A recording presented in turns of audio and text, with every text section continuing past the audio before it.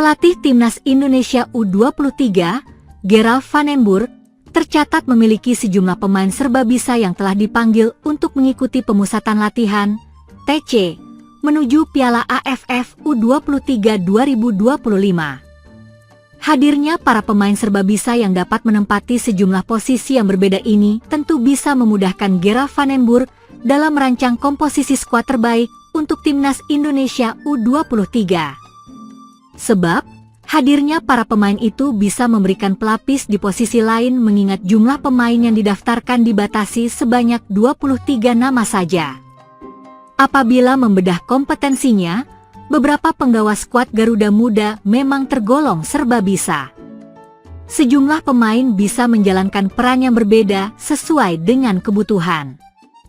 Karakter semacam ini bisa menambah nilai positif mereka di hadapan Gerald van den Burg untuk dibawa ke Piala AFF U23 2025. Doni Tri Pamungkas. Pelatih Timnas Indonesia U23, Gerald van den Burg, tentu wajib memaksimalkan potensi Doni Tri Pamungkas yang bisa diplot di sejumlah posisi. Pemain asal Persija Jakarta ini memang dikenal memiliki karakter multiposisi. Doni sebetulnya berposisi asli sebagai winger kiri.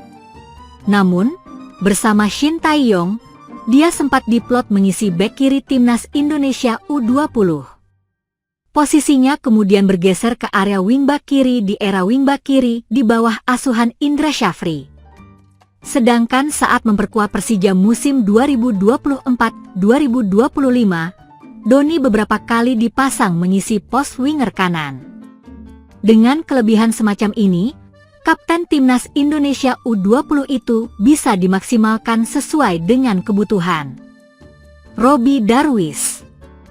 Robby Darwish barangkali menjadi salah satu pemain yang unik di Timnas Indonesia U23. Sebab, pemuda yang berasal dari Persib Bandung itu pernah menjalankan sederet peran yang berbeda di level tim nasional. Sebetulnya, posisi asli Robby adalah gelandang. Tetapi, ketika memperkuat Timnas U20 asuhan ST, dia sempat dipasang sebagai gelandang bertahan, bek tengah, hingga mengisi pos bek kanan atau wingback kanan. Jika melihat ketatnya persaingan di jantung pertahanan, Robby tampaknya akan kembali mengisi posisi aslinya sebagai gelandang. Namun, itu tak menutup kemungkinan jika Gerald van den Burg bakal menggesernya ke posisi lain. Ahmad Maulana Syarif. Selanjutnya, ada sosok Ahmad Maulana Syarif yang berulang kali menjadi sasaran eksperimennya membuatnya harus menjalankan sejumlah posisi yang berbeda. Momen itu dimulai ketika dia memperkuat Timnas U20 asuhan ST. Di era ini, Ahmad tercatat pernah memainkan sederet peran, mulai dari gelandang tengah, bertahan, hingga gelandang serang. Namun, ketika sudah bermain bersama Arema FC, posisinya mengalami perubahan signifikan. Sebab, di level klub, dia justru lebih banyak bermain sebagai bek kanan. Tak hanya itu, pemain berusia 22 tahun ini juga pernah dipasang mengisi pos bek kiri hingga winger kiri jika situasinya mendesak. Dominikus Dion. Salah satu wajah baru di Timnas Indonesia U23, Dominikus Dion juga tercatat sebagai sosok pemain serbaguna. Pemuda yang musim lalu bersinar bersama PSS Sleman ini telah menjalankan banyak peran yang berbeda. Bersama Laskar Sembada, di era pelatih yang berbeda, Dion tercatat pernah mengisi beberapa posisi. Yang terbanyak tentu menjadi bek kanan. Dia juga bisa didorong lebih maju untuk mengisi area winger kanan.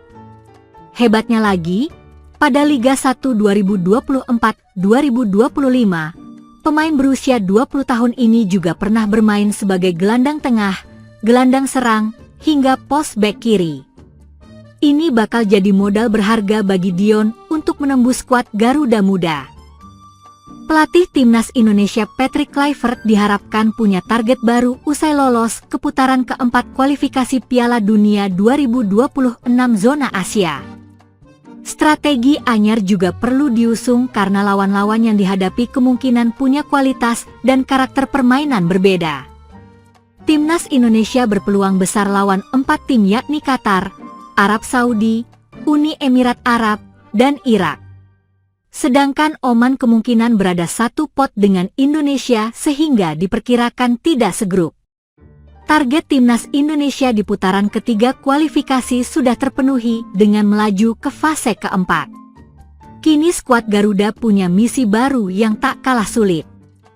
Putaran keempat kualifikasi Piala Dunia 2026 zona Asia diikuti 6 tim. Nantinya peserta akan dibagi menjadi 2 grup berisi masing-masing 3 kesebelasan. Hanya juara dari masing-masing grup yang berhak mendapat tiket lolos ke Piala Dunia 2026. Sedangkan tim yang finish di posisi runner-up akan melanjutkan perjuangan ke putaran berikutnya. Selain punya target baru, Timnas Indonesia juga butuh strategi baru. Ini berkenaan dengan lawan yang mungkin berbeda dari putaran ketiga. Satu hal yang pasti adalah Jai Idzes dan kawan-kawan akan melawan tim dari Timur Tengah. Beberapa di antaranya sudah pernah bersua di putaran sebelumnya. Arab Saudi sudah dihadapi pada putaran ketiga. Sedangkan Irak juga sudah dilawan di putaran kedua. Sementara Qatar, Uni Emirat Arab, dan Oman juga pernah bersua Indonesia dalam berbagai kesempatan. Hal positif tentunya jadi harapan. Untungnya, Kluivert mau berkompromi untuk meninggalkan prinsip 4 bek yang jadi andalannya. Legenda Ajax Amsterdam dan Barcelona itu mau mendengar sekaligus menerapkan saran dari para asisten gua menggali kebutuhan serta kemampuan pemain yang ada. Timnas Indonesia kini menerapkan skema 3 bek tengah seperti di era Shin Tae-yong.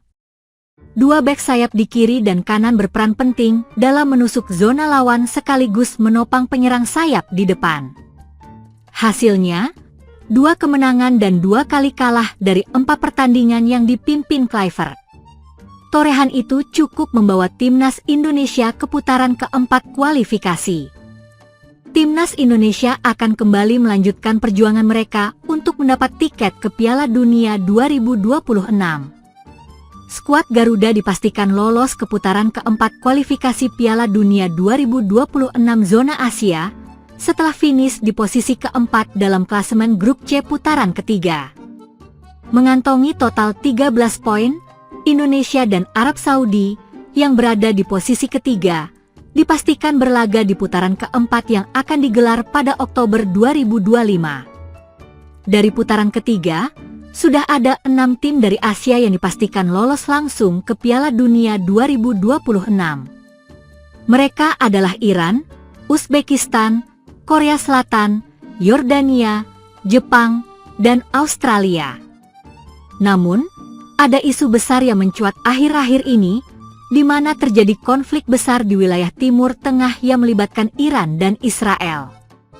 Kedua negara tersebut saling mengirim misil dan rudal, dan kini konflik pun meluas karena Amerika Serikat, AS, nimbrung dalam perang tersebut.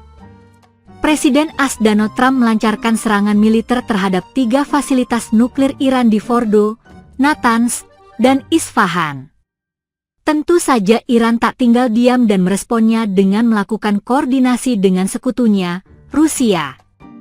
Selain itu, Iran juga melancarkan serangan balasan terhadap pasukan AS di Pangkalan Udara Al-Udeid, Qatar pada 23 Juni 2025. Serangan itu diluncurkan setelah Teheran menyatakan bahwa mereka akan memberi pembalasan terhadap serangan AS terhadap situs-situs nuklir mereka.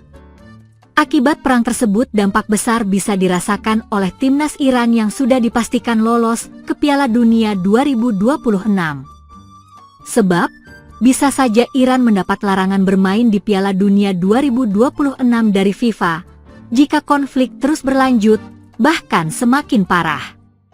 Hal itu pernah dirasakan oleh Rusia yang dilarang mengikuti semua kompetisi UEFA dan FIFA, usai negara yang dipimpin Vladimir Putin itu menginvasi Ukraina pada tahun 2022 lalu. Meski begitu, hingga kini belum ada pernyataan resmi dari FIFA maupun Federasi Sepak Bola Amerika Serikat terkait pelarangan timnas Iran untuk bermain di Pildun. Di sisi lain, meski nantinya skenario terburuk harus diterima Iran, di mana mereka dicoret dari peserta Piala Dunia 2026, tapi timnas Indonesia tak bisa langsung menggantikan mereka untuk lolos langsung. Skuad Garuda masih harus tetap menjalani laga kualifikasi dan memastikan diri untuk mengamankan tiket ke Piala Dunia 2026. Sementara itu, pengundian grup Piala Dunia 2026 akan dilakukan pada bulan Desember 2025. Edisi tahun 2026 akan menjadi pertama kalinya bagi Piala Dunia diikuti oleh 48 negara dari seluruh dunia. Kanada, Meksiko, dan Amerika Serikat akan menjadi tuan rumah Piala Dunia 2026. Turnamen itu akan berlangsung pada 11 Juni, 19 Juli tahun depan.